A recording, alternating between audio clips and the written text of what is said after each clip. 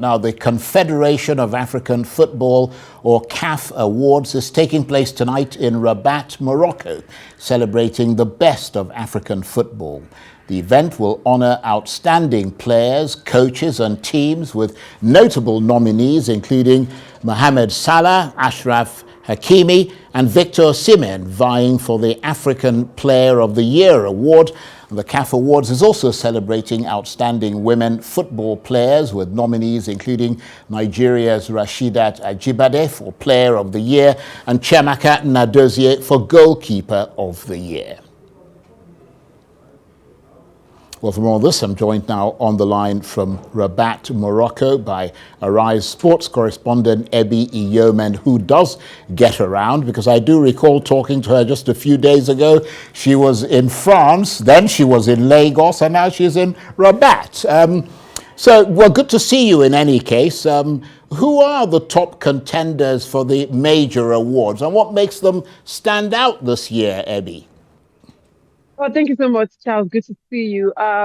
It's quite exciting here, and we already have Achraf Hakimi in the building. He arrived about 30 minutes ago.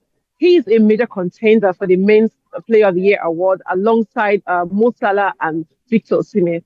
For Achraf Hakimi, it's looking like his day because he arrived with his club's president, Khalifa, right there as the PSG president. He has an unprecedented season. He had a treble. Just only few Africans have done that. We had Samuel Eto'o do that a few years ago, and now he had a treble, and it's looking like him because he arrived with an injured leg. So you know that when you have that kind of determination to come for an event like this, it seems you are going to be taking it home. Victor Osimhen is not around because he had to return to Galatasaray due to his injury he had during the match. So it's looking like Achraf Hakimi. For the women, there's Rasheedat Ajibade, there's Chebra Ghislaine, and there's also Sana Musiri, who are two of them are Moroccan women, and there's also Rasheedat. Hopefully she gets it. It looks like a very tight call, but let's not forget that she won the WAFCON only in July, Nigeria's 10th WAFCON title.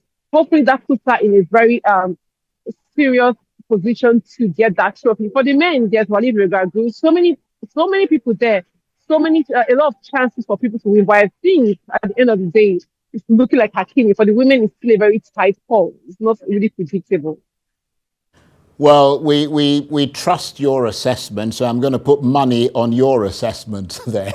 But I mean, are there any surprises or snubs in this year's nominations? And if so, how might they affect the outcome in your assessment?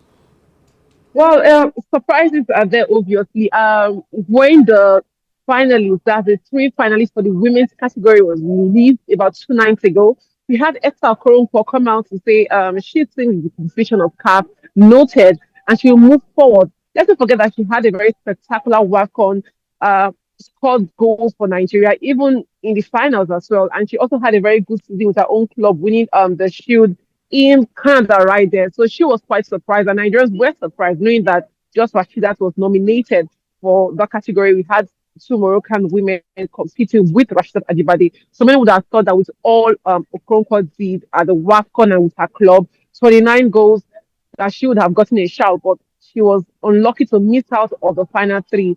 And I don't think there are other major surprises, but there are people who you also like to see, like the interclub player, who is the person of Feasting Maleye, the player from Pyramids.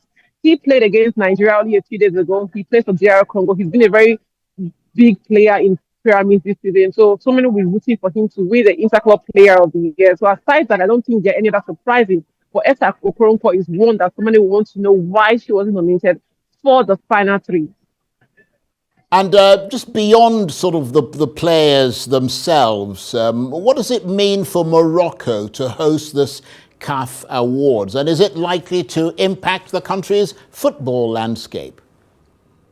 Oh, Charles, believe me, Morocco, they are deserving to host this award. They are a country who've invested a lot in football. Let's not forget that in 2022, they became the first African country to get to the semi-finals of the World Cup. And they're going to be one of the teams hosting the World Cup in the year 2030 alongside Portugal and Saudi Arabia. You need to see the big stadium here. You need to see the fans, the people, the big names that have come into this country.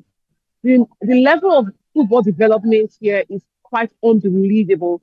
You drive through most of the streets, you see football pitches, well watered, green grasses, and you wonder how do they invest so much in football? Not just football, they are thriving. So yes, they are testing a lot of things to ensure that they host a perfect World Cup in 2030, and that's about 5 years from now. It shows how they plan in this country. So I think economically, a lot of people have come into Morocco, not just for this CAF award. About 2, 3 days ago, a lot of people were around for the World Cup qualifiers playoff and they're out. Now more people are coming in for the CAF award. So obviously, economically, it's going to impact them. They're going to have so many people who are vast, not just in football knowledge, but around the globe. So I think it's a positive one for Morocco. Ebby, thanks very much indeed. It's always good to talk with you about sports because I have to say your knowledge of sport is absolutely encyclopedic. Thank you very much indeed. Ebby Iyomon is Arise correspondent. She was talking to me on the line there from Rabat.